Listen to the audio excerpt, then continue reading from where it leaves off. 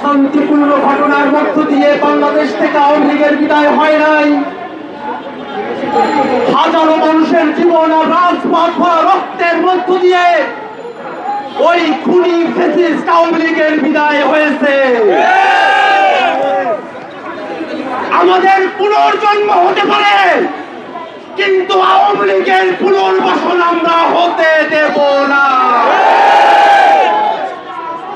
বাংলাদেশের যতবার আওয়ামী লীগ ক্ষমতায় এসেছে, ততবার বাংলাদেশের সাধারণ মানুষের জীবন ঝুঁকির মধ্যে পড়েছে। আপনারা দেখেছেন, সাম্য, মানবিক মর্যাদা, সামাজিক সুবিচারের কথা বলে যে মুক্তিযুদ্ধ হলো, তারপরে আওয়ামী লীগ ক্ষমতায় এসে বাংলাদেশে গণতন্ত্রের বদলে বাংলাদেশে তারা বাকশাল কায়েম করেছিল।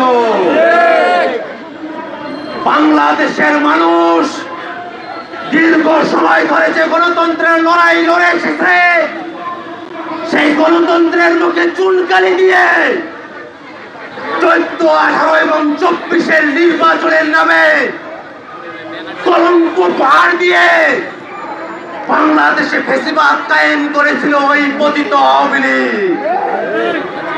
বাংলাদেশের মানুষ শুধু তাদের কথার মধ্য দিয়ে নয়, তাদের জীবন দিয়ে আওয়ামী লীগের বিষয়ে তাদের সিদ্ধান্ত জানিয়ে দিয়েছে।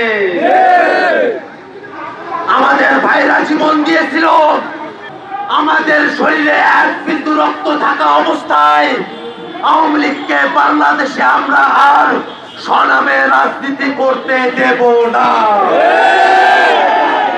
আওয়ামী লীগের ওই নৌকা মার্কা বাংলাদেশের মানচিত্রে শুধু নৌকা ফুটো নয়, ওই নৌকা ভেঙে চৌচির হয়ে বঙ্গোপসাগরে ভেসে গিয়েছে। ওই নৌকাকে বঙ্গোপসাগর থেকে বাংলাদেশে আর তুলে নিয়ে আসা যাবে না, যাবে না, যাবে না। বাংলাদেশের মানুষ মুজিববাদী আদর্শের বিরুদ্ধে, এই ফ্যাসিবাদী আদর্শের বিরুদ্ধে তাদের জবান পরিষ্কার করেছে। ওই মুজিববাদী আদর্শের রাজনীতি বাংলাদেশে আর পুনর্বাসিত করার চেষ্টা হতে দেওয়া হবে না। আশ্চর্যের বিষয় হলো 7 মাস পেরিয়ে গেছে, এখনো পর্যন্ত অন্তর্বর্তীকালীন সরকার দল হিসাবে আওয়ামী লীগের ব্যাপারে কোন বিচারিক কার্যক্রম শুরু করে নাই। আজকের এই বিক্ষোভ সমাবেশ থেকে আমরা ঘোষণা করতে চাই, অন্তর্বর্তীকালীন সরকারকে অবিলম্বে দল হিসাবে আওয়ামী লীগকে বিচারের কাঠগড়ায় দাঁড় করাতে হবে। বাংলাদেশে আওয়ামী লীগের নামে কোন সাংগঠনিক, কোন রাজনৈতিক কার্যক্রম চলতে দেওয়া যাবে না। আওয়ামী লীগের নিবন্ধন অল্প সময়ের মধ্যেই বাতিল ঘোষণা করতে হবে। আওয়ামী লীগের নিবন্ধন যদি বাতিল করা না হয়, এই ছাত্র জনতা আবার রাজপথে এসে আওয়ামী লীগের নিবন্ধন বাতিল করিয়েই ছাড়বেন। সংগ্রামী উপস্থিতি, অনেকে ভালো আওয়ামী লীগের কথা বলে, আমরা তো বলি লোম বাঁচতে গিয়ে যেমন কম্বল উজাড় হয়ে যায়, লোম বাঁচতে গিয়ে যেমন কম্বল উজাড় হয়ে যায়, আওয়ামী লীগের ভালো নেতৃত্ব বাছাই করতে গেলে গোটা আওয়ামী লীগে উজাড় হয়ে যাবে। ভালো নেতৃত্ব নাই।